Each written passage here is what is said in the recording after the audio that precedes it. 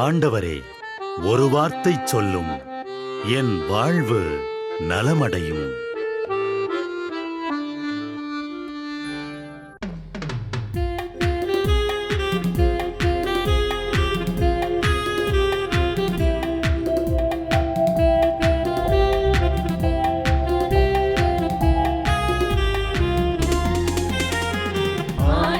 வார்த்தை வல்லமை தருவது அல்லேலூயா.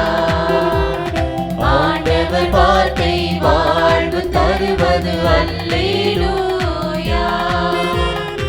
ஆண்டவர் வார்த்தை வல்லமை தருவது அல்லேலூயா. ஆண்டவர் வார்த்தை வாழ்வு தருவது அல்லேலூயா. செவிகள் திறக்கட்டும், வார்த்தை வளம் பெற இதயம் திறக்கட்டும், பண்பு வலுப்பெறும், உண்மை உணர்வுகள் வாழ்வில் புலரட்டும், நிறைவாய் வாழ்ந்திடுவோம். ஆண்டவர் வார்த்தை வல்லமை தருவது அல்லேலூயா. ஆண்டவர் வார்த்தை வாழ்வு தருவது அல்லேலூயா.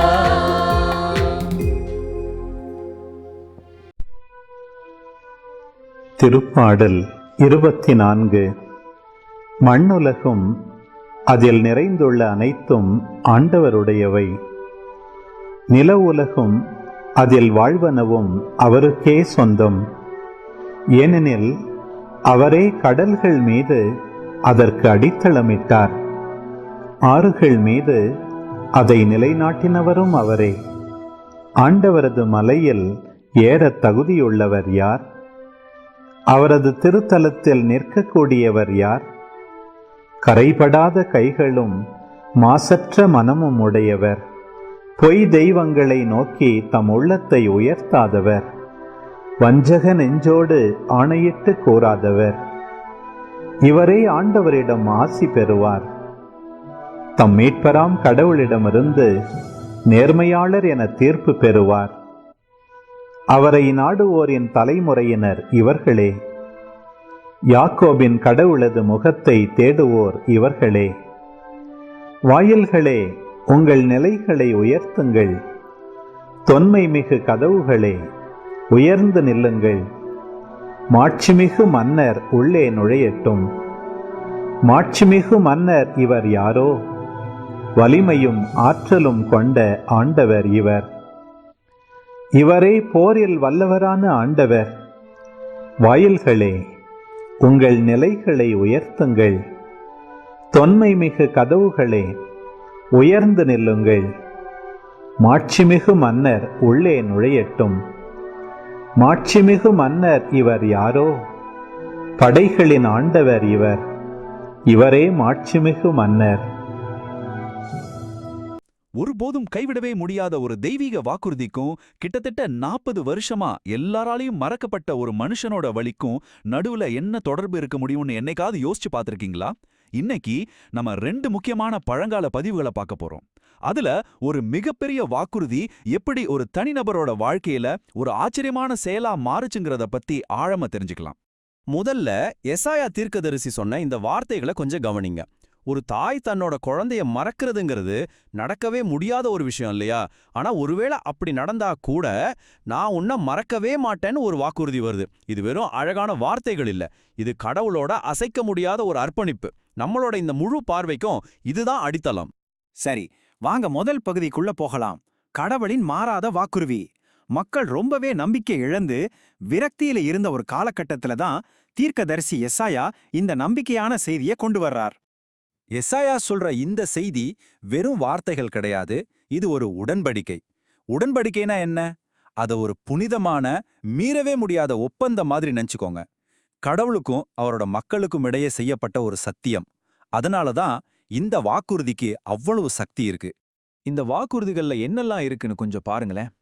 இது ஏதோ பொதுவான நம்பிக்கை இல்ல, ரொம்ப தெளிவா இருக்கு. சிறையில இருக்கிறவங்களுக்கு விடுதலை, இருட்டுல தவிக்கிறவங்களுக்கு வெளிச்சம், பசியில வாடுறவங்களுக்கு உணவு, தண்ணீர். சொல்லப்போனா இது உடலுக்கும் சரி மனசுக்கும் சரி ஒரு முழுமையான பாதுகாப்புக்கான திட்டம். நீரூற்றுகள் பக்கத்துல வழிநடத்துறதுன்னா சும்மா தாகத்தை தீர்க்கிறது மட்டும் இல்ல, வாழ்க்கையோட ஆதாரத்துக்கே கூட்டிட்டு போறது மாதிரி. சரி, இப்போ எசாயாவோட இந்த மிகப்பெரிய வாக்குறுதியிலிருந்து ஒரு ரொம்பவே கடுமையான நிஜத்துக்கு வருவோம். ஒரு பக்கம் நான் உன்னை மறக்கவே மாட்டேன்னு கடவுளோட சபதம், இன்னொரு பக்கம் பல வருஷமா எல்லாராலையும் மறக்கப்பட்ட ஒரு மனுஷனோட வேதனை. இது ரெண்டுக்கும் என்ன சம்பந்தம் இருக்க முடியும்? இந்த பெரிய முரண்பாடு தான் நம்ம கதையோட மையப்புள்ளி. இப்ப நாம நேரா எருசலேம்ல இருக்கிற பெட்ஸ்தா குளக்கரைக்கு போறோம். அங்க உடம்பு சரியில்லாதவங்க, நடக்க முடியாதவங்கன்னு ஏகப்பட்ட பேர் காத்துக்கிட்டு இருக்காங்க. அந்த இடமே ஒரு விரக்தியோடையும் ஏதாவது அற்புதம் நடக்காதான்ற ஒரு சின்ன நம்பிக்கையோடையும் நிறைஞ்சிருக்கு. 38. இந்த எண்ணையை மட்டும் கொஞ்சம் யோசிச்சு பாருங்க. 38 வருஷம். இது ஒரு முழு தலைமுறையோட காலம். இந்த ஒரு நம்பரே போதும் அந்த மனுஷன் எவ்வளோ காலமா எவ்வளோ பெரிய வழியோட வாழ்ந்திருப்பான்னு நம்மளால உணர முடியும். அந்த மனுஷனே தன்னோட நிலைய சொல்றத கேளுங்க. ஐயா, எனக்கு உதவி செய்ய கூட யாருமில்ல. இந்த வார்த்தைகள்ல எவ்வளவு தனிமையும் வருஷக்கணக்கா தொடர்ற ஏமாற்றமும் இருக்குன்னு பாருங்க. ஒவ்வொரு தடவையும் நம்பிக்கை வரும், ஆனா அது கை நழுவி போயிடும். இதுதான் அவரோட வாழ்க்கை. பகுதி 3க்கு வந்தாச்சு. ஒரே ஒரு எளிய கேள்வி. இப்போதான் அந்த தெய்வீக வாக்குறுதி இந்த மனித யதார்த்தத்தை நேருக்கு நேரா சந்திக்குது. கதையோட திருப்புமுனைய இந்த இடத்துல தான் ஆரம்பிக்குது. இயேசு கேட்கிற இந்த கேள்வியை கவனிச்சிங்களா? ரொம்ப சிம்பிளான கேள்வி, ஆனா ரொம்ப ஆழமானது.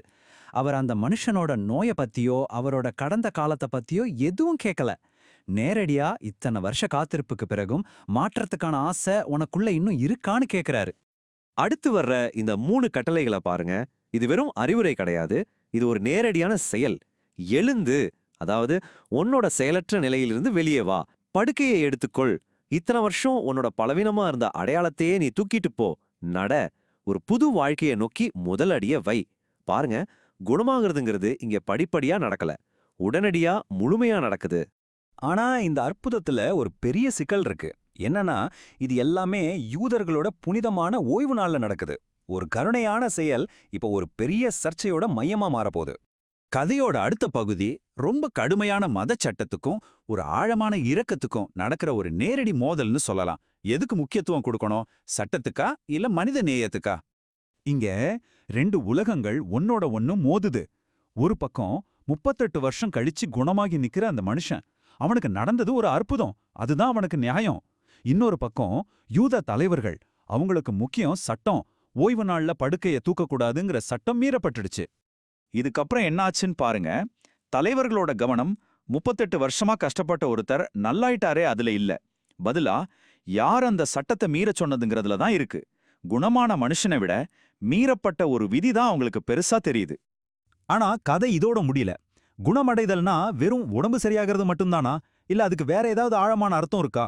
வாங்க கடைசி பகுதிக்குள்ள போகலாம். குணமடைதலின் முழுமையான அர்த்தம். கொஞ்ச நேரம் கழிச்சு இயேசு அந்த மனுஷனை கோவில்ல பாக்குறாரு. அப்போ ஒரு முக்கியமான எச்சரிக்கை கொடுக்கறாரு. இனி பாவம் செய்யாதேன்னு சொல்றாரு. இதுல இருந்து என்ன தெரியுது? உடல் ஆரோக்கியம்ங்கிறது ஆன்மீகத்தோட ரொம்ப நெருக்கமா சம்பந்தப்பட்டிருக்கு. குணமாகிறது ஒரு பரிசுனா அதை சரியா தக்க வச்சுக்கிறது ஒரு பெரிய பொறுப்பு. இந்த சந்திப்புக்கு அப்புறம் நடக்கிறத பாருங்க. அந்த குணமான மனுஷன் நேரா போய் தன்னை குணமாக்குனது இயேசுதான்னு தலைவர்கள் கிட்ட சொல்லிடுறான். சட்டத்தை மீற வச்சது யாருன்னு இப்போ அவங்களுக்கு தெரிஞ்சிடுச்சு. இதனால அந்த மோதல் நேரடியா இயேசுவை நோக்கி திரும்புது. அப்போ கடைசியா நம்ம மனசுல நிக்கிற ஒரு கேள்வி இதுதான். உடல் ஆரோக்கியம்ங்கிறது ஆன்மீக ஆரோக்கியமும் கூடவா? இந்த கதை சொல்ற மாதிரி நம்ம உடலுக்கும் ஆன்மாவுக்கும் மத்திய இருக்கிற அந்த ஆழமான தொடர்பை பத்தி நீங்க என்ன நினைக்கிறீங்க? இந்த கேள்வியோட உங்களை சிந்திக்க விட்டுட்டு இந்த அலசலை இங்க முடிக்கிறோம். திருப்பாடல் 36. பொல்லாரின் உள்ளத்தில் தீமையின் குரல் ஒலித்துக் கொண்டே இருக்கின்றது. அவர்களின் மனக்கண்களில் இறையச்சம் இல்லை. ஏனெனில் அவர்கள் குற்றம் வெளிப்பட்டு வெறுப்புக்கு உள்ளாகப் போவதில்லை என இருமாந்து தமக்குத்தாமே பெருமை பாராட்டிக் கொள்கின்றனர். அவர்கள் வாயின் சொற்கள் தீமையும் வஞ்சகமும் நிறைந்தவை. நல்லுணர்வோடு நற்செயல் ஆற்றுவதை அவர்கள் அடியோடு விட்டுவிட்டனர். படுக்கையில் கிடக்கையில் அவர்கள் சதித்திட்டங்களை தீட்டுகின்றனர். தகாத வழியை உறுதியாக பற்றிக் கொள்கின்றனர். தீமையை புறம்பே தள்ளுவதில்லை.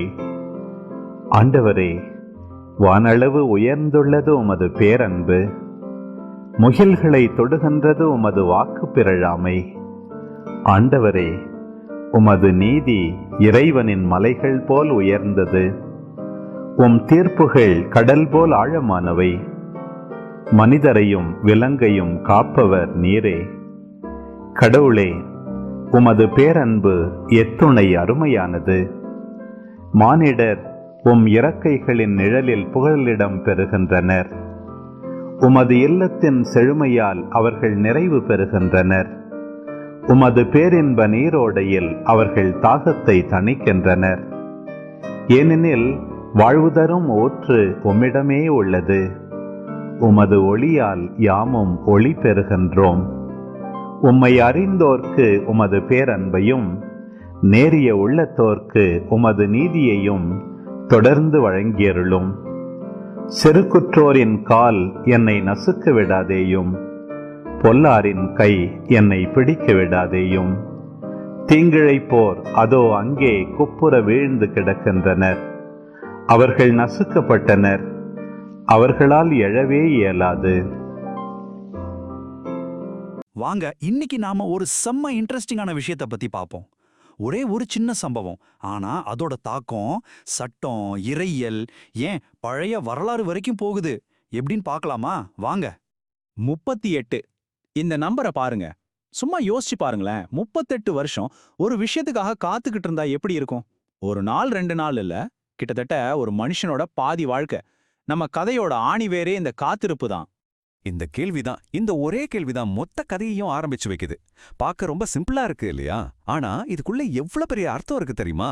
இது வெறும் உடம்ப பத்தி மட்டும் இல்ல, நம்பிக்கை, ஆசை, ஏன் முடியாத ஒன்ன ஜெயிக்கணுங்கிற அந்த தைரியம் எல்லாத்தையும் பத்தி பேசுது. சரி, வாங்க கதையோட முதல் கட்டத்துக்கு போகலாம். தலைப்பு 38 வருட காத்திருப்பு. இப்போ நாம எல்லாரும் மனசால ஒரு இடத்துக்கு போக போறோம். எருசலேம்ல இருந்த பெத்சதா குளத்துக்கு. அந்த இடம் வலியும் ஒரு துளி நம்பிக்கையும் ஒன்னா கலந்த ஒரு மாதிரி இடம். அந்த இடத்த கொஞ்சம் கற்பனை பண்ணி பாருங்க. ஒரு குளம், அதை சுத்தி ஏகப்பட்ட கூட்டம். உடம்பு சரியில்லாதவங்க, கண் தெரியாதவங்க, நடக்க முடியாதவங்கன்னு எல்லாரும் அங்க இருக்காங்க. ஏன்னா அங்க ஒரு நம்பிக்கை இருந்துச்சு. அப்பப்போ ஒரு தேவதூதர் வந்து அந்த தண்ணியை கலக்குவாராம். அப்போ முதல்ல யார் உள்ள இறங்குறாங்களோ அவங்களுக்கு உடம்பு சரியாயிடும்னு. அந்த கூட்டத்துல ஒருத்தர் 38 வருஷமா படுத்த படுக்கையா அங்கேயே காத்துக்கிட்டு இருக்காரு. யோசிச்சு பாருங்க, அவரோட பிரச்சனை வெறும் வியாதி மட்டும் இல்ல, தனிமை. அவர் என்ன சொன்னார் தெரியுமா? ஐயா, தண்ணி கலக்கும்போது என்னைய தூக்கி குளத்துல விடக்கூட ஆள் இல்லைன்னு. அப்பப்பா, கிட்டத்தட்ட 40 வருஷமா ஒரே ஒரு நம்பிக்கையை மட்டும் பிடிச்சுக்கிட்டு இருந்திருக்காரு. சரி, அப்போ இயேசு அங்க வர்றாரு. அந்த மனுஷனுக்கு குளத்துல இறங்க ஹெல்ப் பண்ணுவாருன்னு பார்த்தா இல்ல. அதுக்கு பதிலா அவர் ஒரு நேரடி கட்டளையை கொடுக்கறாரு. அந்த மனுஷனோட இத்தனை வருஷ யதார்த்தத்தையே தலைகீழா புரட்டி போடுற ஒரு கட்டளை. இது வெறும் உதவி இல்ல, இது அதிகாரத்தோட ஒரு பிரகடனம். அந்த வார்த்தைக்கு இருந்த சக்திய பாருங்களேன். உடனே ஒரே வார்த்தை, 38 வருஷமா இருந்த முடக்கம் ஒரே நொடியில காணாம போச்சு. பல வருஷ காத்திருப்பு ஒரே ஒரு கட்டளையில உடைஞ்சு போச்சு. அவர் எந்திரிச்சாரு, தன்னோட படுக்கையை தூக்கினாரு, நடக்க ஆரம்பிச்சாரு. ஆனா கதை இங்க முடியல. இந்த அற்புதம் தான் ஒரு புது பிரச்சனையை ஆரம்பிச்சு வச்சது. சரி, இப்ப நாம பார்க்க போறது முதல் அலை. அதாவது எப்படி இந்த நம்பவே முடியாத ஒரு கருணை செயல் அடுத்த கணமே ஒரு பெரிய சர்ச்சையா மாறிச்சுன்னு பாப்போம். இங்கதான் பிரச்சனையே ஆரம்பிக்குது. 2 விதமான பார்வை. ஒரு பக்கம் பார்த்தா ஒரு மனுஷனோட வாழ்க்கையே மாத்தின ஒரு அற்புதம். ஆனா இன்னொரு பக்கம் பார்த்தா இது ஒரு சட்டமீறல். ஏன்னா அன்னைக்கு ஓய்வு நாள். யூதர்களோட சட்டப்படி ஓய்வு நாள்ல எந்த வேலையும் செய்யக்கூடாது. ஏன் தன்னோட படுக்கையை தூக்கிட்டு போறது கூட ஒரு வேலைன்னு தான் கணக்கு. சோ ஒருத்தருக்கு கிடைச்ச விடுதலை இன்னொருத்தங்க கண்ணுக்கு ஒரு குற்றமா தெரிஞ்சது. அப்போ அங்க இருந்த யூத அதிகாரிகள் வந்து அவரை கேள்வி கேட்கறாங்க, ஏன் ஓய்வு நாள்ல படுக்கையை தூக்கிட்டு போறேன்னு. அதுக்கு அவர் சொன்ன பதில் ரொம்ப சிம்பிள், ஆனா பவர்ஃபுல். அவர் சட்டத்தை பத்தி எல்லாம் பேசல.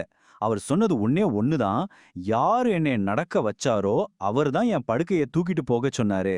நீங்களே சொல்லுங்க, இதுல எந்த அதிகாரம் பெருசு? குணமாக்குற அந்த அதிகாரமா, இல்ல ஒரு சட்டத்தோட எழுத்தா? வாங்க அடுத்த அலைக்கு போலாம். இது இன்னும் ஆழமானது. இங்கதான் இயேசு தான் ஏன் அப்படி செஞ்சேன்னு விளக்குறாரு. அப்போ தன்னோட அதிகாரத்தை பத்தின ஒரு பெரிய இறையியல் உண்மையை உடைச்சி சொல்றாரு. இதுதான் இயேசுவோட பதில், ரொம்ப முக்கியமான பதில். அவர் நான் சட்டத்தை மீறலன்னுலாம் சொல்லல. அதுக்கு பதிலா என்ன சொன்னாருன்னா, என் தந்தை, அதாவது கடவுள் இன்னைக்கு வரைக்கும் வேலை செஞ்சுக்கிட்டு தான் இருக்காரு, நானும் வேலை செய்றேன்னு சொன்னாரு. யோசிச்சு பாருங்க, கடவுள் ஓய்வு நாள்ல உயிர் கொடுக்கறத நிறுத்திடுறாரா என்ன? இல்லையே. அப்போ உயிர் கொடுக்கிற ஒரு செயல் எப்படி சட்டத்தை மீறதாகும்? இந்த ஒரு வாதம் மொத்த விவாதத்தையுமே வேற ஒரு லெவலுக்கு கொண்டு போயிடுச்சு. இப்போ உங்களுக்கு புரியுதா ஏன் இது இவ்ளோ பெரிய சர்ச்சையாச்சுன்னு? பிரச்சனை வெறும் ஓய்வு நாளை பத்தி மட்டும் இல்ல. இயேசு கடவுளை என் தந்தைன்னு சொன்னார் பாருங்க, அங்கதான் பிரச்சனையே. அப்படி சொன்னது மூலியமா அவர் தன்னை கடவுளுக்கு சமமாக்கிக்கிட்டார். இது அவங்க பார்வையில ஒரு பெரிய தெய்வ நிந்தனை. அதனால தான் அவரை எப்படியாவது தீர்த்து கட்டணும்னு முடிவு பண்ணாங்க. அடுத்து இயேசு தன்னோட அதிகாரத்தை 4 பாயிண்டா விளக்குறாரு. ரொம்ப சிம்பிள். பாயிண்ட் நம்பர் 1, மகன், அதாவது நான் தந்தையோட வேலைய அப்படியே செய்றேன். 2, தந்தை எப்படி இறந்தவங்களுக்கு உயிர் கொடுக்கறாரோ அதே மாதிரி மகனும் தனக்கு விருப்பமானவங்களுக்கு உயிர் கொடுப்பார். 3, தீர்ப்பு சொல்ற மொத்த அதிகாரமும் தந்தையாக மகனுக்கு கொடுக்கப்பட்டிருக்கு. கடைசியா 4வது பாயிண்ட், மகன் செய்யறது எல்லாமே அவரோட சொந்த விருப்பம் இல்ல, அவர் அனுப்புன தந்தையோட விருப்பம். பாத்தீங்களா எவ்வளவு தெளிவா தன்னோட அதிகாரத்தை நிலைநாட்டுறாருன்னு? இப்போ நாம கடைசி மற்றும் ரொம்பவே பரந்த ஒரு அலைக்கு வந்துட்டோம். பெத்சதா குலத்துல நடந்த இந்த ஒரு சின்ன சம்பவம் எப்படி பல 100 வருஷங்களுக்கு முன்னாடி கொடுக்கப்பட்ட ஒரு பெரிய வாக்குறுதியோட இணைதுன்னு பார்க்கலாம் வாங்க. அதாவது இந்த பெத்சதா குலத்துல நடந்த அற்புதம்ங்கிறது திடீர்னு நடந்த ஒண்ணு இல்ல. இதுக்கு பின்னாடி ஒரு பெரிய வரலாறு இருக்கு. பல நூற்றாண்டுகளுக்கு முன்னாடி எசாயாங்கிற ஒரு தீர்க்கதரிசி மூலமா கடவுள் கொடுத்த ஒரு வாக்குறுதியோட தொடர்ச்சி இது. எசாயா சொன்ன வார்த்தைகளை கொஞ்சம் கேளுங்களேன். அந்த முடங்கி போயிருந்த மனுஷனோட 38 வருஷ வாழ்க்கையை யோசிச்சு பாருங்க. அது ஒரு இருண்ட சிறைவாசம் மாதிரி தானே. அப்போ இயேசு சொன்ன அந்த எழுந்து நடந்து போங்கிற கட்டளை, எசாயா சொன்ன இந்த சிறையிலிருந்து புறப்படுங்கள், இருளிலிருந்து வெளிப்படுங்கள்ங்கிற வாக்குறுதி அப்படியே நிறைவேறின மாதிரி இல்லையா? ஆனா மனுஷங்களோட மனநிலை எப்படி இருக்கும்? விரக்தியில கடவுள் நம்மள கைவிட்டுட்டார், நம்மள மறந்துட்டார்னு புலம்புவாங்க இல்லையா? நிச்சயமா அந்த கொளக்கரையில 38 வருஷமா கிடந்த மனுஷனும் அப்படிதான் நினைச்சிருப்பாரு. அந்த கைவிடப்பட்ட உணர்வ, அந்த தனிமைய எசாயா அப்படியே வார்த்தையில கொண்டு வந்திருக்காரு.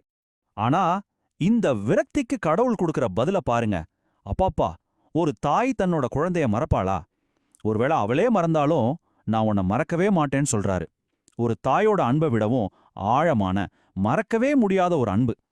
கைவிடப்பட்டதா ஃபீல் பண்ற ஒவ்வொருத்தருக்கும் கடவுள் கொடுக்கிற வாக்குறுதி இதுதான். இதுதான் இந்த கதையோட கிளைமேக்ஸ். சோ இப்போ எல்லாத்தையும் ஒன்னா சேர்த்து பாருங்க. அந்த கொளக்கரையில நடந்த அந்த குணமாகுதல் வெறும் ஒரு தனிப்பட்ட அற்புதம் மட்டும் இல்ல, அது ஒரு பெரிய அடையாளமா மாறுது. பல 100 வருஷமா கொடுக்கப்பட்ட அந்த வாக்குறுதி, அதாவது நான் உங்களை மறக்கவே மாட்டேங்கிற அந்த வாக்குறுதி இயேசு செஞ்ச அந்த செயல்ல நிறைவேறினதுக்கு இது ஒரு உயிருள்ள அத்தாட்சி. சரி, இந்த கதையோட இறுதியில உங்ககிட்ட ஒரு கேள்வியை விட்டுட்டு போறேன். இந்த கதை எங்க ஆரம்பிச்சது? ஓய்வு நாள் சட்டத்தை யார் மீறினாங்கங்கிற ஒரு அதிகார போட்டியில. ஆனா எங்க முடியுது? மறக்கவே முடியாத ஒரு அன்புல வேரூன்றி இருக்கிற ஒரு புதிய அதிகாரத்தோட வரையறையில முடியுது. அப்ப நீங்களே சொல்லுங்க, உண்மையான அதிகாரம்னா என்ன? விதிகளை கண்டிப்பா அமல்படுத்துறதா, இல்ல உடைஞ்சு போனவங்களோட வாழ்க்கையை சரி செய்யறதா?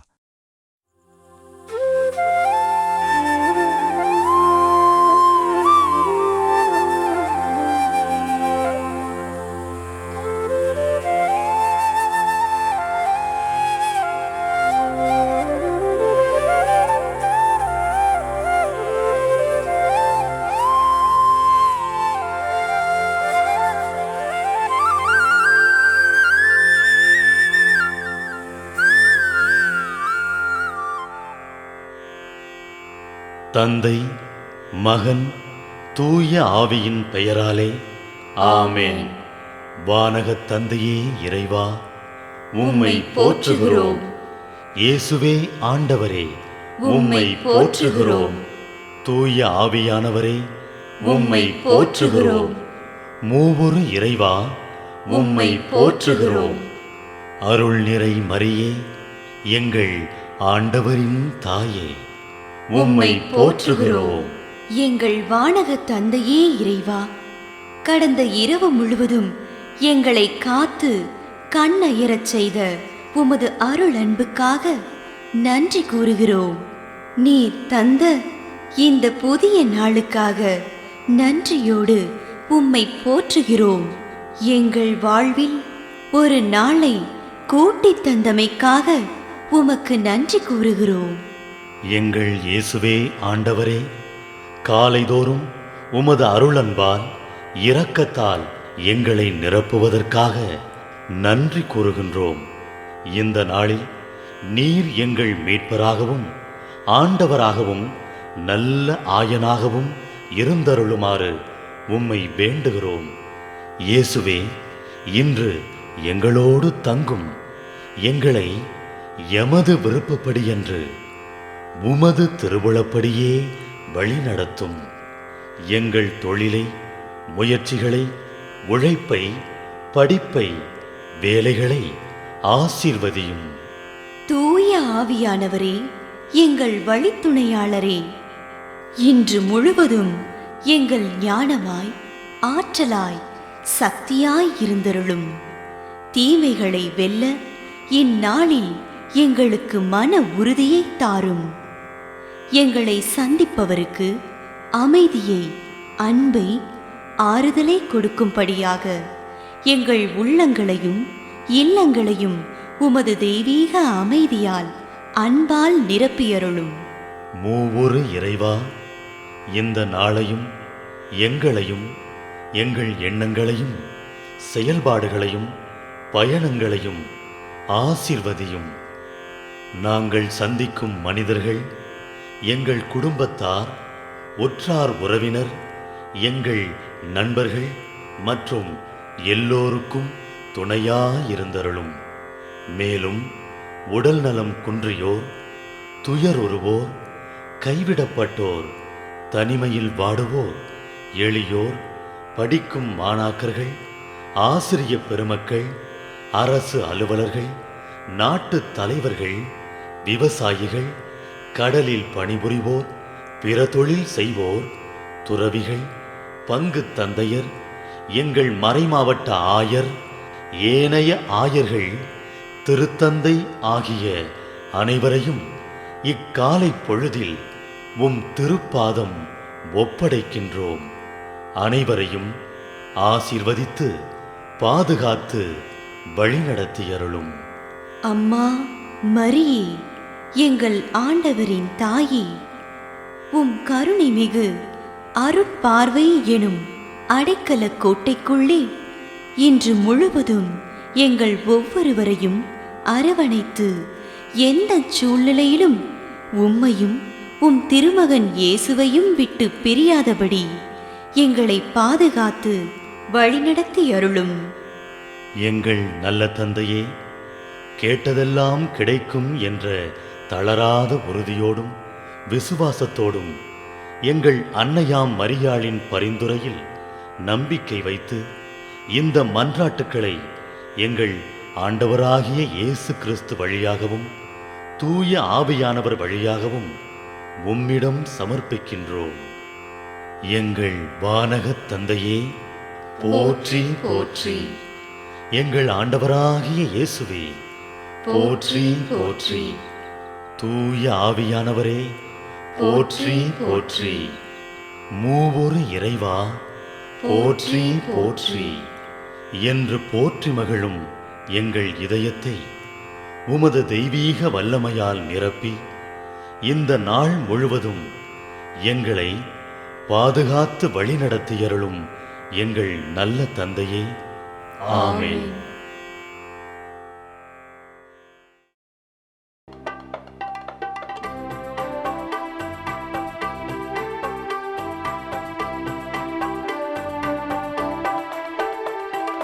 விண்ணுலகில் இருக்கின்ற எங்கள் தந்தையே, உமது பெயர் தூயதென போற்ற பெறுக.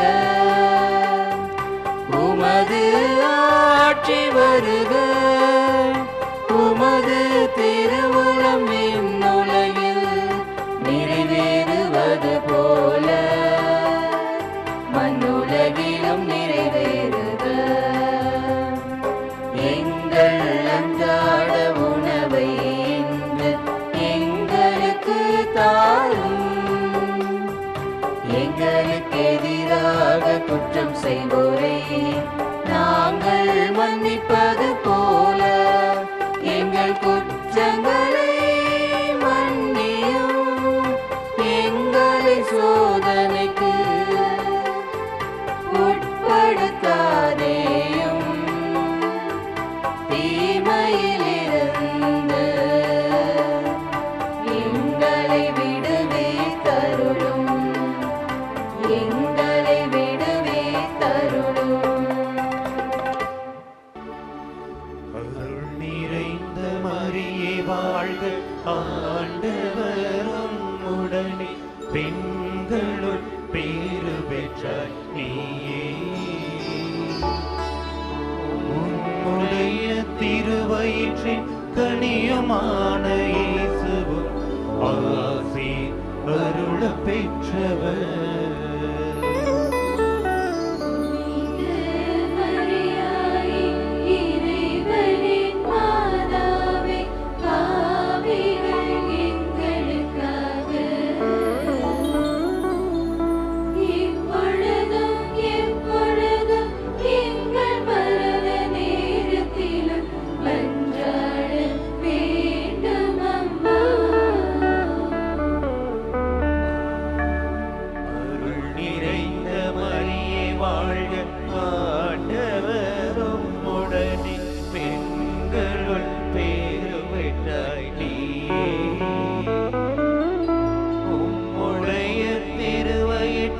கனியுமான இயேசுவும் ஆசி அருள பெற்றவர்.